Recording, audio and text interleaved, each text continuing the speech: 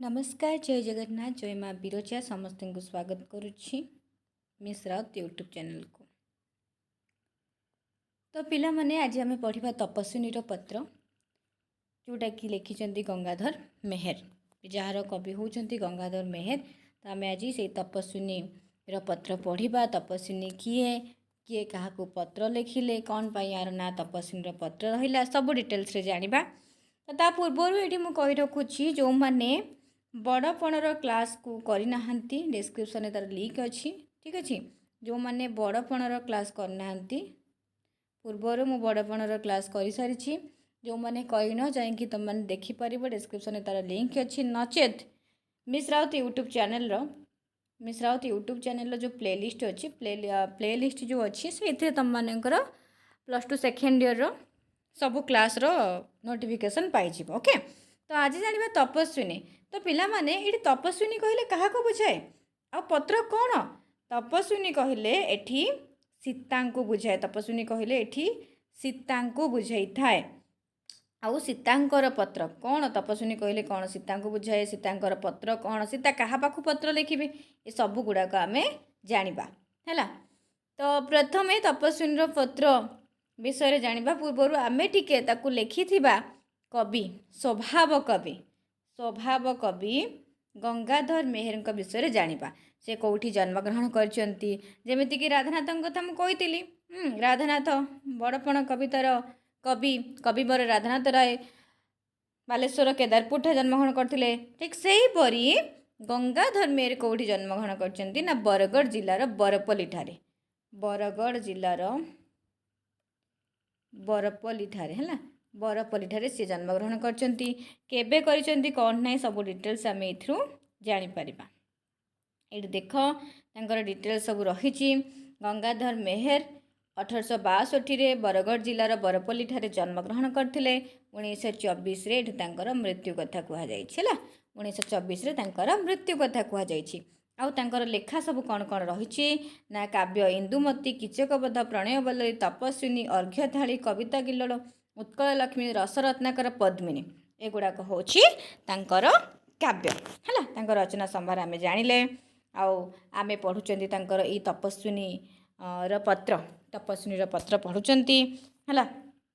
एते कौन लिखा जाइए आउ तपस्विनीर पत्र जो रही यहाँ कौ लेखार आसी कि नहीं से गुड़ाक आम निहाती जाना आवश्यक कहीं तुम मान क्वेश्चन से गुड़ाक ही आसे पचारदेव गंगाधर मेहर दुईटी कृतिर नाम लिख। तो तुम मैंने सीना ये जानी गंगाधर मेहर दुईटी कृतिर नाम लिख बुझीपार कि नहीं। तो आपको मन रख रचना संभार को मन रख। तो ये दरिद्रता पंकपूर्ण जीवन सरोवर जात होता रंगाजीवी कौन कहुए रंगाजीव कवि गंगाधर साहित्य सरोज यही कवि जीवन और जीविकार जटिलतार छंदी होई मध्य भूल नथिले बाणी आराधना से केबे भी भूल नथिले बाणी आराधना माने जीवन जीविकार जटिलतार माने आम बहुत जीवन में आमर बहुत कष्ट बहुत किसी आसी थाए ता भितर भी आम केबे भी आम कर्म जमती भूली न थांती सेमती से बाणी आराधना को केबे भी भूली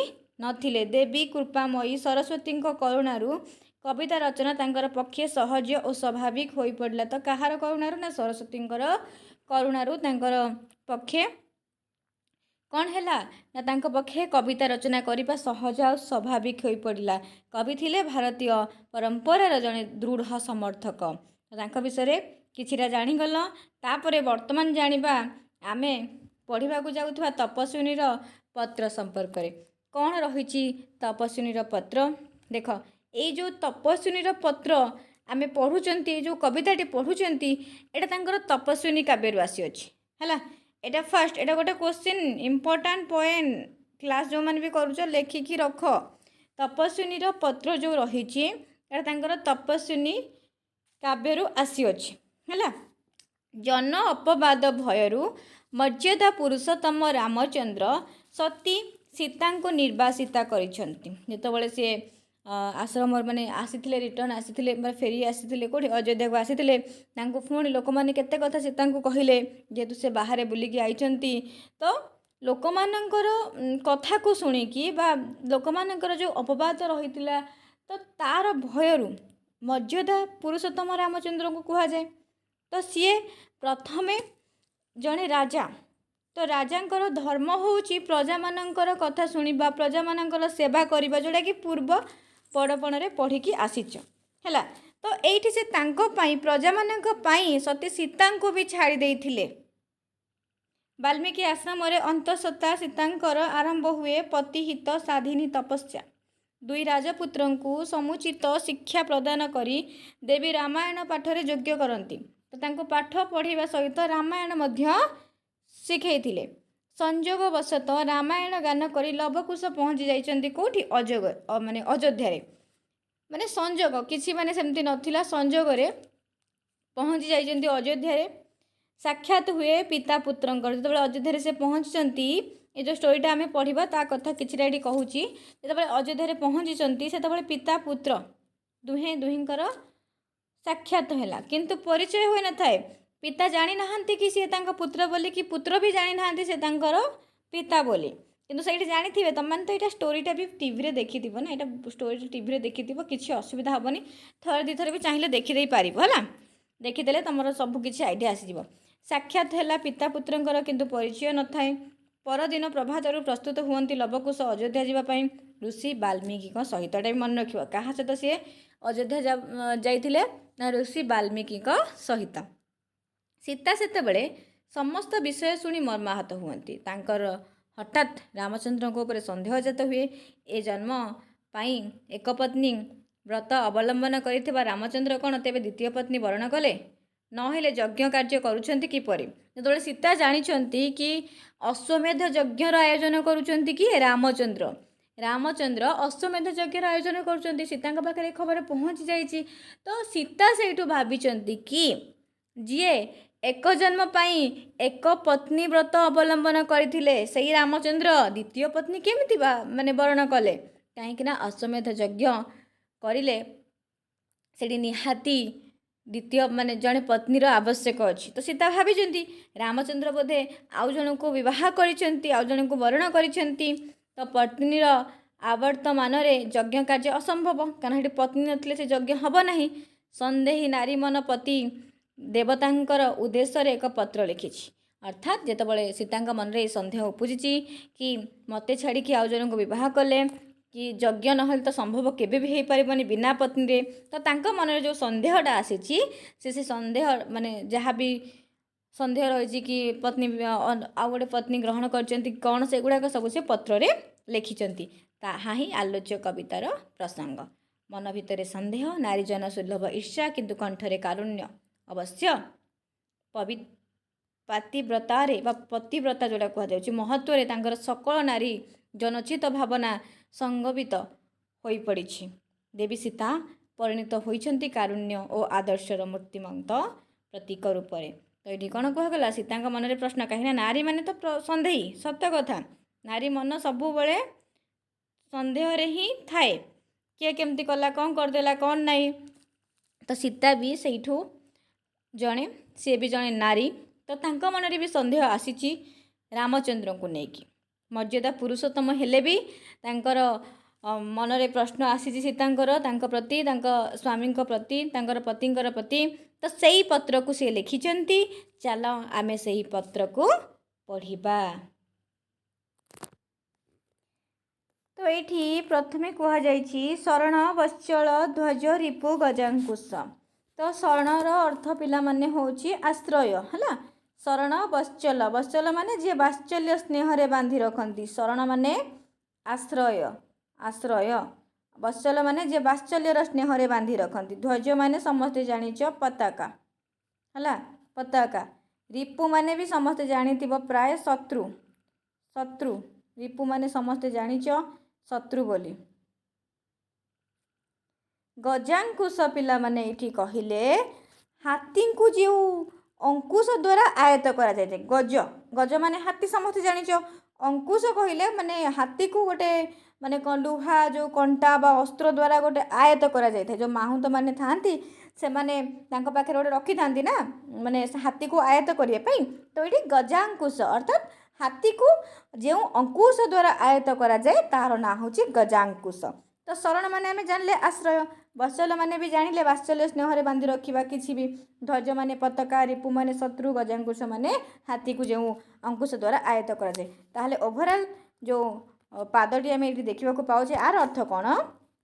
ओभरऑल पादर अर्थ हूँ पिला माने शरणागत को निजर संतान परी स्नेह प्रदान करिबा बा रक्षा करुवा व्यक्ति होउछंती रामचंद्र। माने देख एटा किए कहउछंती?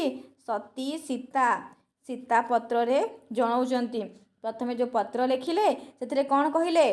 प्रथम लाइन से लिखुचंती शरण वत्सल ध्वज रिपु गजांकुश, अर्थात शरणागत को बा जो माने सब शरण पशि थांती, ठीक अच्छे, शरणागत को निज संतान परिकी स्नेह प्रदान करुवा बा स्नेह देउथुवा वात्सल्य स्नेह रे बांधि रखुथिबा व्यक्ति होउछंती रामचंद्र। प्रथम लाइनटा प्राय समस्ते बुझी पारिथिबो।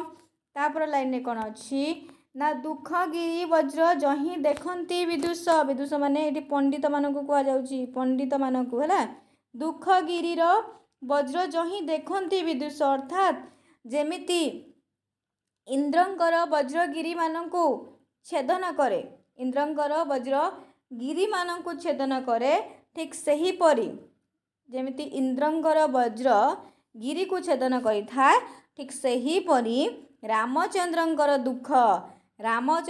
दुख रूपक वज्र को छेदन करती। तो रामचंद्र कौन कहती ना सबु लोक मानंको दुख रूपक वज्र को छेदन करिकी तांको निजर संतान परी निजर वात्सल्य स्नेह रे बांधि रखि थांती। तो आशा करुच्ची ये दुईटी लाइन समस्ते बुझी पारिथिबो। जेमिति माने कहती ना इंद्रंकर जो इंद्रंकर वज्र गिरी मानक पूरा छेदन कर दे थाए है, ठीक सही परी सेमिति रामचंद्र मध्य दुख रूपक वज्र को जो लोक मान जहाँ भी दुख थाए ताकू सी छेदन कर नहीं जाती है। तो सेई होउचंती रामचंद्र जी शरणागत को निजर संतान परी वात्सल्य स्नेह रे बांधि रखी थांती, समस्त दुख को छेदन माने खंडन करी। तो सी होउचंती रामचंद्र, ठीक अच्छे। ए दुटा लाइन आम मैंने बुझीगले भल भाव। तापर कौन कहुई राजराजेश्वरंकर से पद पद्म द्वंद्वे, राजराजेश्वर माने राजांक मध्य श्रेष्ठ किए? रामचंद्र। टोटाल फर्स्ट लाइन टा पूरा रामचंद्र को माने फर्स्ट जो माने आम रहिला पाराटा रामचंद्र कथा सीता कहउचंती, रामचंद्र केमितिका, ठीक अच्छे।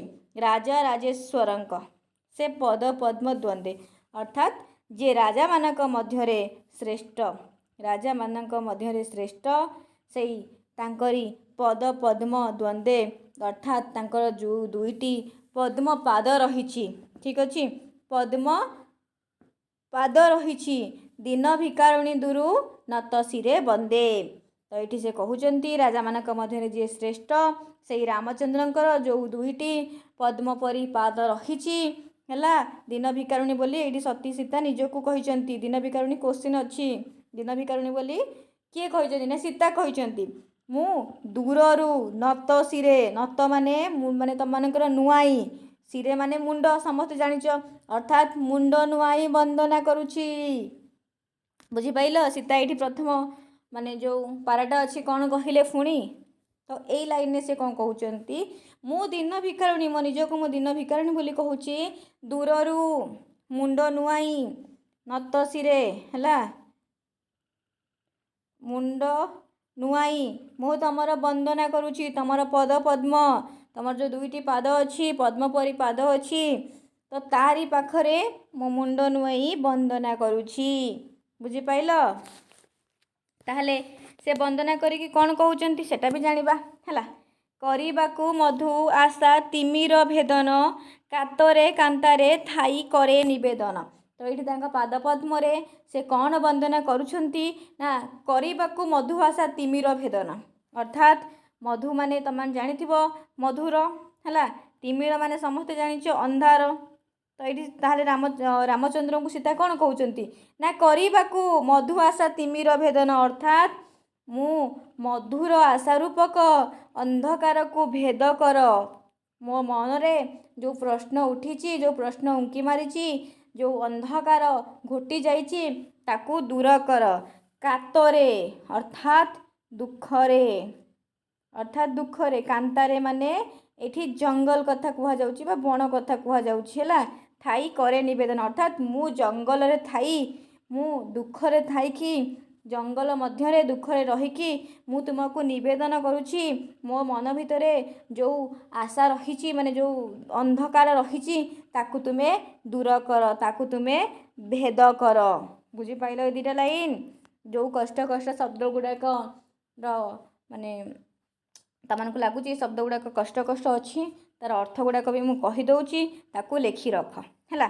ଏ ଦୁଇ ଲାଇନ୍ କହିଲେ, ତାଙ୍କୁ ବନ୍ଦନା କଲେ, କହିଲେ କି ମୋ ମନ ଭିତରେ ଯେଉଁ ଦ୍ୱନ୍ଦ୍ୱ ଅଛି, ଯେଉଁ ଆଶା ତିମିର ମାନେ ମଧୁର ଆଶା ରୂପକ ଯେଉଁ ଅନ୍ଧକାର ଅଛି ତାକୁ ତୁମେ ଦୂର କର। ଜାଣିଲେ? ତାପରେ କ'ଣ କହିଛନ୍ତି ସୀତା? ମହାରାଜା ମହାଯଜ୍ଞେ ହୋଇଛ ଦୀକ୍ଷିତ। ପୁଣି କହୁଛନ୍ତି ମହାରାଜା ମହାଯଜ୍ଞେ ହୋଇଛ ଦୀକ୍ଷିତ, ନବବାମା ହେଉଥିବ ବାମାଙ୍କେ ବିକ୍ଷିତ। ତ ଏଠି ପୁଣି ସୀତା କ'ଣ କହିଲେ ନା ତୁମେ ମହାରାଜ ମହାଯଜ୍ଞରେ ଦୀକ୍ଷିତ ହୋଇଛ। ତମେ ମହାଯଜ୍ଞରେ ମାନେ ମହାଯଜ୍ଞ କରିବା ପାଇଁ କ'ଣ ଦୀକ୍ଷିତ ମାନେ ଇଚ୍ଛା କରିବା, ମହାଯଜ୍ଞ କରିବା ପାଇଁ ଇଚ୍ଛା କରିଛ। ପୁଣି କ'ଣ ନା ନବବାମା ଅର୍ଥାତ୍ ଯେଉଁ ନୂଆ ଆସିଥିବା ସ୍ତ୍ରୀ ବା ନବବିବାହିତ ସ୍ତ୍ରୀ, ନୂଆ ସ୍ତ୍ରୀ ବା ନବବିବାହିତ ସ୍ତ୍ରୀ ହୋଇଥିବ ବାମାଙ୍କେ ବିକ୍ଷିତ ଅର୍ଥାତ୍ ଯେତେବେଳେ ଜଣେ ପୁରୁଷ ଏଠି ବସିଥାନ୍ତି ନା, ଜଣେ ନାରୀ ହିଁ ତାଙ୍କ ବାମ ପଟରେ ସବୁବେଳେ ଶୋଭା ପାଇଥାନ୍ତି।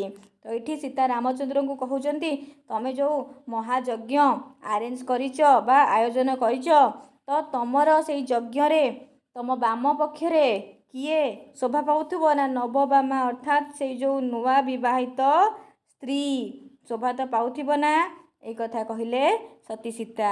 ପୁଣି କ'ଣ କହୁଛନ୍ତି? ମୁଗ୍ଧ ବଧୂ ମୁଗ୍ଧ ହେବ ବୋଲି ସତଗୁଣ, ବଢ଼ି ଯାଉଥିବ ତୁମ୍ଭ ସକଳ ସଦ୍ଗୁଣ। ତ ଏଇଠି ପୁଣି ସେ କହୁଛନ୍ତି ମୁଗ୍ଧ ବଧୂ, ଯେଉଁ ବଧୂ ରାମଚନ୍ଦ୍ରଙ୍କ ବ୍ୟକ୍ତିତ୍ୱରେ ମୁଗ୍ଧ ହୋଇଥିବ। ମୁଗ୍ଧ ବଧୂ ନା ମାନେ ରାମଚନ୍ଦ୍ର, ସିଏ ରାମଚନ୍ଦ୍ର ମର୍ଯ୍ୟାଦା ପୁରୁଷ ରାମଚନ୍ଦ୍ର। ପୁଣି ତ ଯେତେବେଳେ ଯେଉଁ ବଧୂ ବା ସେ ଯେଉଁ ନୂଆ ବିବାହିତ ସ୍ତ୍ରୀ ସେଇ ବଧୂ ଯେତେବେଳେ ରାମଚନ୍ଦ୍ରଙ୍କର ବ୍ୟକ୍ତିତ୍ୱରେ ମୁଗ୍ଧ ହୋଇଥିବ, ଯେତେବେଳେ ମୁଗ୍ଧ ହୋଇଯିବ ତାଙ୍କ ବ୍ୟକ୍ତିତ୍ୱରେ, ସେତେବେଳେ କ'ଣ ନା ବଢ଼ି ଯାଉଥିବ ତୁମ ସକଳ ସଦ୍ଗୁଣ, ତୁମର ସବୁ ସକଳ ମାନେ ସବୁ ସଦ୍ଗୁଣ ଆହୁରି ବଢ଼ି ଯାଉଥିବ।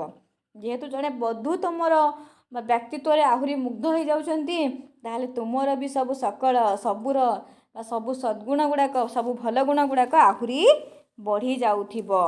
ତାପରେ ପୁଣି କ'ଣ କହିଲେ? ଆଚରିତ ମହାଯଜ୍ଞେ କରିବ ପ୍ରଦାନ, ଅଶେଷ ରତନ ଧନ କ୍ଷମ ବସ୍ତ୍ରମାନ। ତ ଆଚରିତ ମହାଯଜ୍ଞେ ତମେ ଯେଉଁ ଆୟୋଜନ କରିଛ, ଯେଉଁ ମହାଯଜ୍ଞ ଯେଉଁ ଆୟୋଜନ କରିଛ ମହାଯଜ୍ଞ କରିବ ପ୍ରଦାନ। କ'ଣ ପ୍ରଦାନ କରିବ? ଅଶେଷ ରତନ, ଯାହାର କି ଶେଷ ନାହିଁ। ଏତେ ଧନ ରତ୍ନ ତମେ ଦେବ କି ଯାହାର କେବେ ଶେଷ ହିଁ ନାହିଁ। ଆଉ କ୍ଷମ ବସ୍ତ୍ରମାନ ଅର୍ଥାତ୍ ଯେଉଁ ପାଟ ଲୁଗା ମାନେ ଲୁଗା ଗୁଡ଼ାକ ବି ତମେ ଦବ। ତ ଏଇଠି କହୁଛନ୍ତି ତମେ ଯେଉଁ ମହାଯଜ୍ଞ ଆୟୋଜନ କରିଛ, କିଏ କହୁଛନ୍ତି ନା ସତୀ ସୀତା କହୁଛନ୍ତି, ରାମଚନ୍ଦ୍ରଙ୍କୁ କହୁଛନ୍ତି ତମେ ଯେଉଁ ଆଚରିତ ମହାଯଜ୍ଞ ବା ଯେଉଁ ଆୟୋଜନ କରିଛ ମହାଯଜ୍ଞ, ସେଥିରେ ସବୁ କ'ଣ କ'ଣ ପ୍ରଦାନ କରିବ ନା ଯାହାର ଶେଷ ନାହିଁ ସେଇଭଳିଆ ଧନ କ୍ଷମ ବସ୍ତ୍ରମାନ ସಮೇତ ତମେ ସବୁ ପ୍ରଦାନ କରିବ।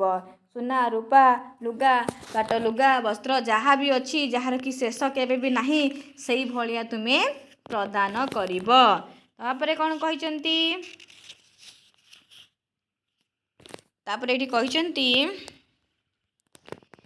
ସିଦ୍ଧ କାମ ହେବେ ତହିଁ ଅର୍ଥୀ ସମୁଦାୟ, ମୋ ମାନସେ ଭିକ୍ଷା ଏକ ହୋଇଛି ଉଦୟ। ସିଦ୍ଧ କାମ ହେବେ ତହିଁ ଅର୍ଥୀ ସମୁଦାୟ, ମୋ ମାନସେ ଭିକ୍ଷା ଏକ ହୋଇଛି ଉଦୟ। ତ ସୀତା କହୁଛନ୍ତି ତମେ ତ ମହାଯଜ୍ଞରେ ଯିଏ ଯାହା ମାଗିବ ସବୁ ପ୍ରଦାନ କରିବ। ଠିକ୍ ଅଛି? ଯେଉଁ ଅର୍ଥୀ ସମୁଦାୟ, ଯେଉଁମାନେ ଅର୍ଥ ଆଶା କରିକି ସେଇ ମହାଯଜ୍ଞକୁ ଆସିଥିବେ, ସେମାନଙ୍କର କାମ ତ ସିଦ୍ଧ ହୋଇଯିବ। ସେମାନେ ଯେଉଁଥିପାଇଁ ସେ ମହାଯଜ୍ଞକୁ ଆସିଛନ୍ତି ତାର ଫଳ ତ ତାଙ୍କୁ ମିଳିଯିବ। କାହିଁକି ନା ଯେହେତୁ ରାମଚନ୍ଦ୍ର ଏତେ ବଡ଼ ଗୋଟେ ଯଜ୍ଞ ଆୟୋଜନ କରିଛନ୍ତି, ସେ ଯଜ୍ଞକୁ ତ ସମସ୍ତେ ଯିବେ ନା ନାହିଁ। ଯେମିତିକି ଗୋଟେ ବାହାଘର ହେଉଛି, ଠିକ୍ ଅଛି, ମାନେ ଆମକୁ ଡକା ହେଇଛି, ତ ଆମେ ଯିବା କ'ଣ ପଇସାଟା ଦେଇକି, ଆମ ମୋଟିଭ୍ ଥିବ କେମିତି ଖାଇଦେଇକି ଟିକେ ଆସିବା। ଠିକ୍ ସେହିପରି ଯେଉଁ ଯଜ୍ଞ ଆୟୋଜନ କରିଛନ୍ତି ରାମଚନ୍ଦ୍ର, ତ ସେ ଯଜ୍ଞରେ ନିହାତି ଅର୍ଥ ଆଶା କରୁଥିବା ଅର୍ଥୀ ସମୁଦାୟ, ଯେଉଁମାନେ ଅର୍ଥ ସବୁ ଆଶା କରିଥାନ୍ତି, ସେମାନେ ଆସିବେ। ଆଉ ତମେ ଯେତେବେଳେ ତାଙ୍କୁ ଧନ ରତ୍ନ ସେଇ ଯେଉଁ ପାଟ ଲୁଗା ସବୁ ଦେବ ସେଇଥିରେ ତାଙ୍କର କାମ କ'ଣ ହେବ ସିଦ୍ଧ ହେବ, ଅର୍ଥାତ୍ ସେ ଯେଉଁ କାମରେ ଆସିଥିବେ ସେଇ କାମ ତାଙ୍କର ହେଇଗଲା। ତ ତାଙ୍କୁ ତ ତୁମେ ସବୁ ଦେଇଦେଲ, ମୋ ମାନସେ ମୋ ମନରେ, ମୋ ମାନସେ ମାନେ ମୋ ମନରେ ଗୋଟେ ଭିକ୍ଷା ଉଦୟ ହେଇଛି, ମୋ ମନରେ ଗୋଟେ ପ୍ରଶ୍ନ ଆସୁଛି। ଠିକ୍ ଅଛି। ତ ଏଠି ସୀତା ପୁଣି କହିଲେ କ'ଣ, ଏ ଛାର ଭିକ୍ଷାରେ ନାଥ ନ ହେବ କୃପଣ, ଦୟାରତ୍ନମୟ ଦାନ ବାରିଧି ଆପଣ। ଦେଖ ସୀତା କହୁଛନ୍ତି ମୋ ମନରେ ଗୋଟେ କ'ଣ ଭିକ୍ଷା, ମାନେ ମୁଁ ତୁମକୁ କିଛି ଗୋଟେ ମାଗିବି, ମୋ ମନରେ ସେମିତି କିଛି ଗୋଟେ ଭିକ୍ଷା ଆସିଛି, ମୁଁ ତୁମକୁ କିଛି ଗୋଟେ ମାଗିବି। ଏଇ ଛାର ବା ଏଇ ଛୋଟ, ଛାର ମାନେ ଛୋଟ ହେଲା, ଏଇ ଛୋଟ ଭିକ୍ଷାରେ ନାଥ, ନାଥ ମାନେ ଏଇଠି ରାମଚନ୍ଦ୍ରଙ୍କୁ ସମ୍ବୋଧନ କରାହେଇଛି। ନ ହେବ କୃପଣ, କୃପଣ ଜମା ହେବ ନାହିଁ। କୃପଣର ବିପରୀତ କ'ଣ, ଦାନୀ। ତାମାନେ କ'ଣ ହେବନି, ଜମା ବି ଯେଉଁ ନିକୃଷ୍ଟ ହୁଅନ୍ତି, କଞ୍ଜୁସ ହୁଅନ୍ତି, ଜମା ତମେ କୃପଣ ହେବନି, ଜମା କଞ୍ଜୁସ ହେବନି। ମୁଁ ଗୋଟେ ଛୋଟ ଭିକ୍ଷା ତୁମକୁ ମାଗିବି। ଦୟାରତ୍ନମୟ ଦାନ ବାରିଧି ଆପଣ, ଆପଣ ପରା ଦୟାରତ୍ନମୟ, ଦୟାରେ ଶ୍ରେଷ୍ଠ, ଆଉ ଦାନ ବାରିଧି ଆପଣ, ଦୟାରେ ଆପଣ ଶ୍ରେଷ୍ଠ, ସମସ୍ତଙ୍କୁ ଦୟା କରିଦିଅନ୍ତି। ଦାନରେ ପୁରା ବାରିଧି, ମାନେ ମାନେ ଦାନ ବାରିଧି ମାନେ ଏଠି ସମୁଦ୍ର, ବାରିଧି ମାନେ ମାନେ ସାଗର କଥା ବୁଝାଉଛି, ସମୁଦ୍ର କଥା ବୁଝାଉଛି ହେଲା। ଦାନରେ ବି ତ ଆପଣ କ'ଣ ପୁରା ବାରିଧି ପରି, ଯେମିତିକି ତୁମମାନଙ୍କର କ'ଣ ରହିଛି ନା ଦୟା, ଏଇ ଦୟା ରୂପକ ରତ୍ନରେ ହେଲା ପୂର୍ଣ୍ଣ ଦାନର ସମୁଦ୍ର ବା ସାଗର, ବାରିଧି କହିଲେ ସମୁଦ୍ର ବା ସାଗରକୁ ବୁଝାଉଛି। ତ ଦୟା ରୂପକ ରତ୍ନରେ ଆପଣ ପରା ପୂର୍ଣ୍ଣ ଦାନର ସମୁଦ୍ର, ତ ଆପଣ କେମିତି କୃପଣ ହେବେ, କେମିତି କୃପଣତା ପ୍ରକାଶ କରିବେ?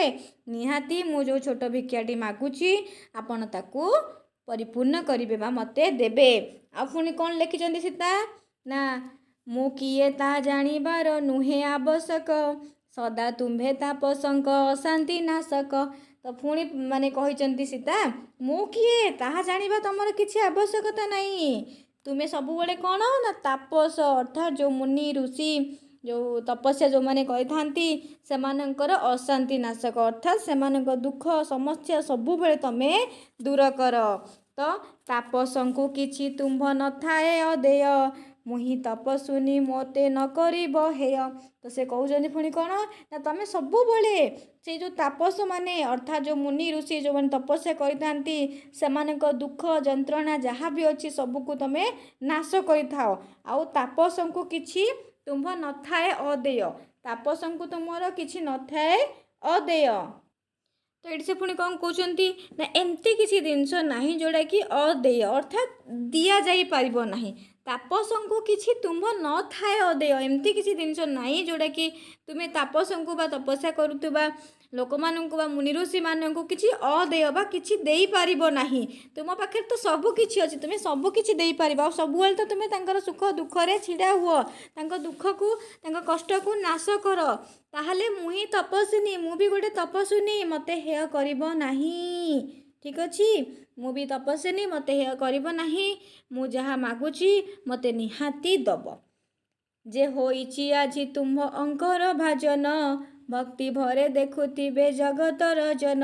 ତ ପୁଣି କହୁଛନ୍ତି ଯିଏ ହେଇଛି ଆଜି ତୁମ୍ଭ ଅଙ୍କର ଭାଜନ, ବା ଯିଏ ତୁମ କୋଳରେ ବସିଛି ଆଜି, ଯିଏ ତୁମର ପାଇଁ ଆଜି ଯୋଗ୍ୟ ହେଇଛି, ଯିଏ ତୁମର ସେଇ ମହାଯଜ୍ଞରେ ତୁମ ବାମ ପାଖରେ ଶୋଭା ପାଉଛି, ଭକ୍ତି ଭରେ ଦେଖୁଥିବେ ତାକୁ ଜଗତର ସମସ୍ତେ।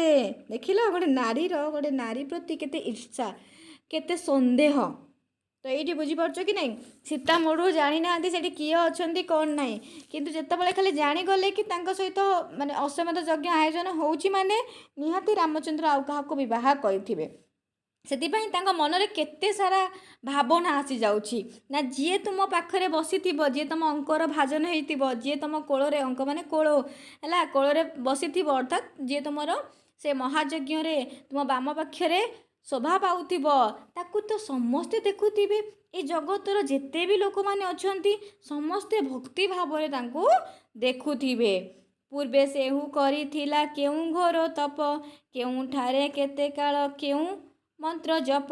ପୁଣି ଏଇଠି ସତୀ ସୀତା ରାମଚନ୍ଦ୍ରକୁ ପ୍ରଶ୍ନ ପଚାରୁଛନ୍ତି, ପୂର୍ବରୁ ବହୁତ ପୂର୍ବରୁ ସିଏ କେଉଁ ତପସ୍ୟା କରିଥିଲା, ଘୋର ତପ ବା କେଉଁ ତପସ୍ୟା ସେ କରିଥିଲା, ଘୋର ମାନେ ପ୍ରଚଣ୍ଡ, କେତେ ମାତ୍ରାରେ ଏମିତି ତପସ୍ୟା କରିଥିଲା ଯେ ସିଏ ଆପଣଙ୍କ ଭଳି ମର୍ଯ୍ୟାଦା ପୁରୁଷକୁ ପାଇଛି। ଆଉ କେଉଁଠାରେ କେତେ କାଳ କେଉଁ ମନ୍ତ୍ର ଜପ ସବୁ କରିଥିଲା, କେଉଁ ଜାଗାରେ କେତେ ସମୟ ଧରିକି ବା କେତେ କାଳ ସିଏ ଆପଣଙ୍କ ପାଇଁ ସବୁ ମନ୍ତ୍ର ଜପ କରୁଥିଲା, ତପସ୍ୟା କରୁଥିଲା। ଏଇ ଜିନିଷ ଗୁଡ଼ାକ ମୋତେ ଟିକେ ଜଣାଅ। ସୀତା କ'ଣ ଚାହିଁଛନ୍ତି ଜାଣିବା ପାଇଁ ରାମଚନ୍ଦ୍ରଙ୍କ ଠାରୁ? ନା ପୂର୍ବରୁ ବା ସେଇ ଯେଉଁ ନବବାମା ଯେ ନୂଆ ବିବାହିତ ସ୍ତ୍ରୀ ଯିଏ ରାମଚନ୍ଦ୍ରଙ୍କର ବାମ ପଟରେ ଶୋଭା ପାଉଛନ୍ତି, ସେ ପୂର୍ବରୁ କେଉଁ ଘୋର ତପସ୍ୟା କରିଥିଲା, କେଉଁ ମନ୍ତ୍ର ଜପ ସିଏ କରିଥିଲା, ଯାହାଫଳରେ କି ରାମଚନ୍ଦ୍ରଙ୍କ ପରି ମର୍ଯ୍ୟାଦାତମ ପୁରୁଷକୁ ସିଏ ପତି ଭାବରେ ପାଇଛନ୍ତି, ଏଇ କଥା ଜାଣିବା ପାଇଁ କହିଛନ୍ତି। ଏବେ ଦେଖ କହିବେ, ଏହା ମାତ୍ର ପ୍ରଭୁ ମୋତେ ଦେବଟି ଜଣାଇ, ଅନ୍ୟ କିଛି ଧନେ ମୋର ପ୍ରୟୋଜନ ନାହିଁ। ତ ଏଇଠି ସେ କହିଛନ୍ତି ଏଇ ଯେଉଁ କଥାଟା ମୁଁ ପଚାରିନି ନା, ମୋତେ ଖାଲି ଏଇଟା ଜଣେଇଦେବ, ଆଉ କୌଣସି ଧନ ରତ୍ନରେ ମୋର ଲୋଢ଼ା ନାହିଁ, ମୋର ପ୍ରୟୋଜନ ଆଉ କୌଣସି ଧନ ନାହିଁ।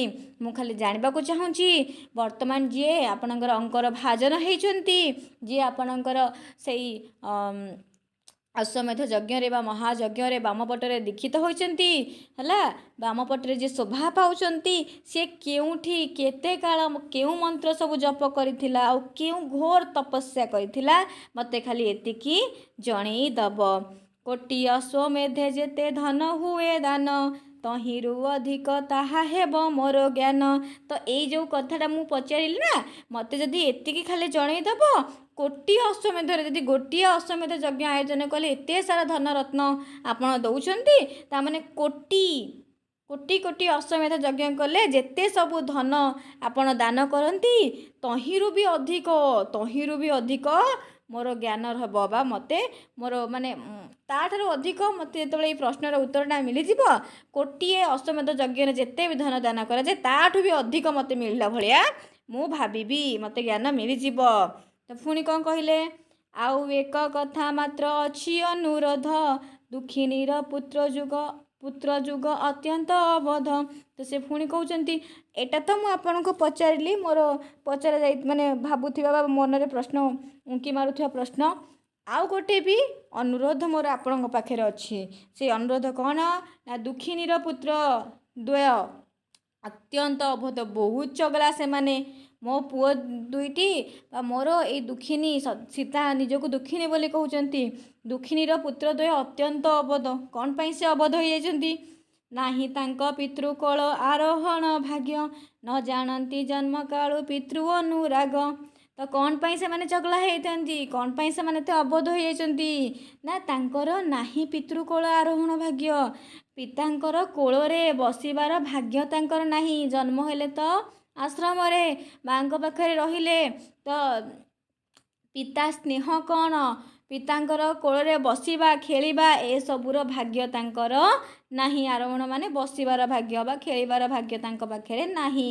ନ ଜାଣନ୍ତି ସେମାନେ ଜନ୍ମକାଳରୁ ପିତୃ ଅନୁରାଗ, ପିତାଙ୍କର ସ୍ନେହ କ'ଣ, ପିତାଙ୍କର ଭଲ ପାଇବା କ'ଣ, ଛୋଟବେଳୁ ତାଙ୍କ ଜନ୍ମକାଳରୁ ସିଏ ଜାଣି ନାହାନ୍ତି।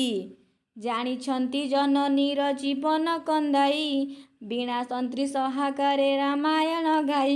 ତ ସୀତା କହୁଛନ୍ତି ଛୋଟବେଳୁ ତ ସିଏ ତାଙ୍କର ପିତାଙ୍କର ସ୍ନେହ ପାଇନାହାନ୍ତି, ପିତାଙ୍କ କୋଳରେ ବସିବାର ଭାଗ୍ୟ ପାଇନାହାନ୍ତି, କିନ୍ତୁ କେବଳ ସିଏ ଜାଣିଛନ୍ତି କ'ଣ ନା ଜନନୀ ତାଙ୍କ ମାଙ୍କର ଜୀବନ କନ୍ଦାଇ କେବଳ ସେ ଜାଣିଛନ୍ତି। କେମିତି ନା ରାମାୟଣ ଗାନ କରିକି, ବୀଣାତନ୍ତ୍ରୀ ସହାୟକରେ ରାମାୟଣ ଗାନ କରିକି ସେ ତାଙ୍କର ଜୀବନ ତାଙ୍କୁ ସେ ଦୁଃଖ ଦେଉଛନ୍ତି। କାହିଁକି ନା ସେ ଯେଉଁ ରାମାୟଣ ଗାନ ଭିତରେ ତାଙ୍କର ସବୁ ପୂର୍ବ କଥା ଗୁଡ଼ାକ ରହିଛି, ଯେଉଁ କଥା ଗୁଡ଼ାକ ସୀତାଙ୍କର ମନେ ପଡ଼ିଗଲେ ତାଙ୍କୁ ବହୁତ ଦୁଃଖ ଲାଗେ, ତାଙ୍କୁ କାନ୍ଦ ଲାଗିଥାଏ। କିଏ ନ କାନ୍ଦିବ ବହି ମାନବ ହୃଦୟ, ତରୁଲତା ଚୟ ଜହିଁ ହୁଅନ୍ତି ଅଥୟ। ତ ଏଇଠି ସେ ପୁଣି କହୁଛନ୍ତି କିଏ ନ କାନ୍ଦିବ, ଯେଉଁଠି ଏଇ ଗଛ ଲତା ତରୁଲତା ମାନେ ଏଇ ରାମାୟଣ ଗାନ ଶୁଣିକି ପୁରା ଅଥୟ ହେଇଯାନ୍ତି, ଆମେ ତ ମଣିଷ, ଆମେ କେମିତି ନ କାନ୍ଦିବୁ? ସେଠୁ ସିଏ କହୁଛନ୍ତି ମାନବ ହୃଦୟ କେମିତି ନ କାନ୍ଦିବ, ଯେଉଁଠି ଗଛ ଲତା ଏମାନେ କାନ୍ଦୁଛନ୍ତି ରାମାୟଣ ଗାନ ଶୁଣିକି। କିଏ କହୁଛନ୍ତି? ସୀତା କହୁଛନ୍ତି। ପୁଣି ଆହୁରି କ'ଣ କହୁଛନ୍ତି? ତୁମ୍ଭର ଚରିତେ ନିଜେ ହୋଇ ବିମୋହିତ ଯାଉଛନ୍ତି ଶିଶୁଦୟ ମହର୍ଷି ସହିତ। ସେ କହୁଛନ୍ତି ତୁମର ଚରିତରେ ତୁମର ଜୀବନୀରେ ସିଏ ବିମୋହିତ ହୋଇଯାଇଛନ୍ତି ଆଉ ସେଇଥିପାଇଁ ମହର୍ଷିଙ୍କ ସହିତ ଅଯୋଧ୍ୟାକୁ ଯାଉଛନ୍ତି। କ'ଣ ପାଇଁ ନା ରାମାୟଣ ଗାନ କରିକି ଶୁଣେଇବେ। କରିବାକୁ ତୁମ୍ଭ ପଦ ପଙ୍କଜ ଦର୍ଶନ ମନ ତାଙ୍କ ନେଉଅଛି କରି ଆକର୍ଷଣ। ତ ପୁଣି ଏଠି ସେ କହୁଛନ୍ତି ତୁମର ପାଦ ପଙ୍କଜ ତୁମ ପଦ ମାନେ ଦର୍ଶନ କରିବା ପାଇଁ ସିଏ ଯାଉଛନ୍ତି କାହା ସହିତ ନା ମହର୍ଷିଙ୍କ ସହିତ ସିଏ ଯାଉଛନ୍ତି ତୁମର ପାଦ ପଙ୍କକୁ ଦର୍ଶନ କରିବା ପାଇଁ, ତୁମର ପଦ ପଙ୍କଜକୁ ବା ତୁମ ପାଦକୁ ଦର୍ଶନ କରିବା ପାଇଁ ସେ ଯାଉଛନ୍ତି। ତାଙ୍କ ମନ ବି ବହୁତ ଆକର୍ଷଣ ହେଉଛି ତୁମ ପାଖକୁ ଯିବା ପାଇଁ। ତୁମ ଚରିତରେ ଯେହେତୁ ସିଏ ପୁରା ବିମୋହିତ ହୋଇଯାଇଛନ୍ତି, କାହିଁକି ନା ଛୋଟବେଳୁ ସୀତା ତାଙ୍କୁ ରାମାୟଣ ଶୁଣେଇ ଶୁଣେଇ ଆସିଛନ୍ତି, ଯାହାଫଳରେ କି ସିଏ ରାମଙ୍କୁ ଦେଖିବା ପାଇଁ ପୁରା ବିମୋହିତ ହୋଇଯାଇଛନ୍ତି। ତାଙ୍କ ଚରିତରେ ଏତେ ବିମୋହିତ ହୋଇଯାଇଛନ୍ତି ଯେ ତାଙ୍କୁ ଦେଖା କରିବା ପାଇଁ ମଧ୍ୟ ସିଏ ବାହାରି ପଡ଼ିଛନ୍ତି। କାହା ସହିତ ନା ମହର୍ଷିଙ୍କର ସହିତ। ସେଇଠୁ ସେ ପୁଣି କହୁଛନ୍ତି ଶୁଣାଇବେ ତୁମ୍ଭ ଗତ ଦୁଃଖର କାହାଣୀ ଯା ଶୁଣିଲେ ଦୁଃଖିନୀର ହୃଦୟ ହୁଏ ହାଣି। ତ ସେଇ କଥା ପୁଣି ସୀତା କହିଲେ ତୁମକୁ ସେଠିକି ଯାଇକି ସେ କ'ଣ ଶୁଣେଇବେ ନା ତୁମ ଗତ ଦୁଃଖର କାହାଣୀ। ପିଲାମାନେ କ'ଣ ଜାଣିଥିଲେ? ଲବକୁଶ ଜାଣିନଥିଲେ ରାମଚନ୍ଦ୍ର ତାଙ୍କର ପିତା ବୋଲି ଏବଂ ସିଏ ଯେଉଁ କାହାଣୀ ଶୁଣାଉଛନ୍ତି ସେଇଟା ତାଙ୍କର ମାତା ପିତାଙ୍କର କାହାଣୀ ବୋଲି ଏ କଥା ସେ ଜାଣିନଥିଲେ।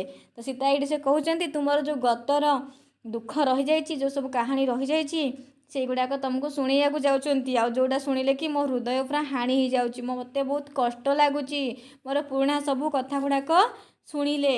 ନ ଶୁଣିଲେ ତହିଁ ପ୍ରତି ଧାଉଁଥିବ ମନ ନ ହୁଅଇ କରି ତାକୁ ଉଚୁକେ ଦମନ। ତ ଏଇଠି ସେ କହୁଛନ୍ତି ଯଦି ବି ସେଇ କଥାକୁ ମୁଁ ଶୁଣୁଛି ମୋତେ ବହୁତ କଷ୍ଟ ହେଉଛି, ଠିକ୍ ଅଛି। ଆଉ ଯଦି ନ ଶୁଣୁଛି ବି ମୋର ମନ ଧାଉଁଛି ସେଇ ସବୁ କଥା ବାରମ୍ବାର ଶୁଣିବା ପାଇଁ।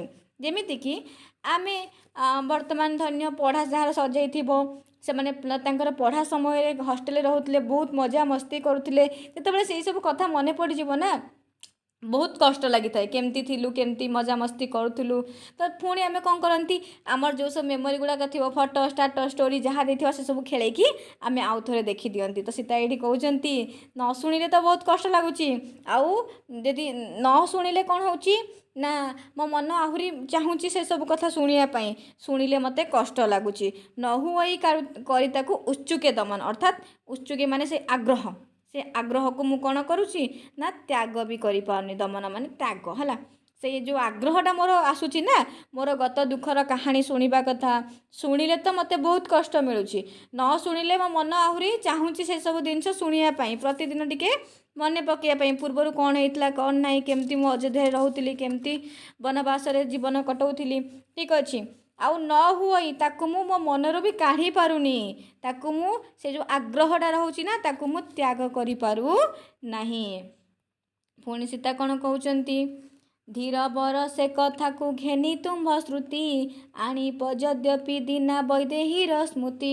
ତ ଧୀରବର ବୋଲି ଏଠି ସେ ରାମଚନ୍ଦ୍ରଙ୍କୁ କହୁଛନ୍ତି ସେ କଥାକୁ ଘେନି ତୁମ୍ଭ ଶ୍ରୁତି, ଅର୍ଥାତ୍ ସେଇ ଯେଉଁ ସବୁ କଥା ଗୁଡ଼ାକ ସେ ମାନେ ତମକୁ ଶୁଣେଇବେ, ଯାଇଛନ୍ତି ଅଯୋଧ୍ୟାକୁ, ସେ ଯେଉଁ କଥା ଶୁଣେଇବେ ଘେନି ତୁମ୍ଭ ଶ୍ରୁତି, ତମେ ସବୁ ସେଇ ସବୁ କଥାକୁ ଶୁଣିକି ଆଣିବ ଯଦ୍ୟପି ଦିନା ବୈଦେହୀର ସ୍ମୃତି, ତମେ ଯଦି ରାମାୟଣ ଯେଉଁ ଗାନ କରିବେ ସେଇଟାକୁ ଶୁଣିକି ଯଦି ଟିକେ ତମର ସେଇ ବୈଦେହୀର ସ୍ମୃତି କଥା ମନେ ପଡ଼ିଯିବ, ସେଇ ମାନେ ବିଦେହୀ ହେଲା, ବୈଦେହୀ ମାନେ ଏଇଠି ସୀତାଙ୍କ କଥା କୁହାଯାଉଛି ହେଲା, ଯେହେତୁ ସେ ବୈଦେହୀର ରାଜକନ୍ୟା ଥିଲେ, ତ ତାଙ୍କର ସବୁ ସ୍ମୃତି ଯଦି ତମର ହେଲେ ଟିକେ ମନେ ପଡ଼ିବ, ଆଉ ବୈଦେହୀର ପ୍ରଣୟକୁ ମଣିବ ସପନେ ଚାହିଁ ନବ ପ୍ରଣୟନୀ ପ୍ରଫୁଲ୍ଲ ଲପନ, ଠିକ୍ ଅଛି। ତ ସେ ପୁଣି ସୀତା କହୁଛନ୍ତି କି ବୈଦେହୀର ପ୍ରଣୟ, ସେଇ ସମୟରେ ଯେଉଁ ପ୍ରେମ ପ୍ରଣୟ ଯାହା ଥିଲା ତାକୁ ହେଲେ ଟିକେ ସ୍ୱପ୍ନରେ ଭାବିବ ଏଇସବୁ ସ୍ମୃତି ଶୁଣିକି।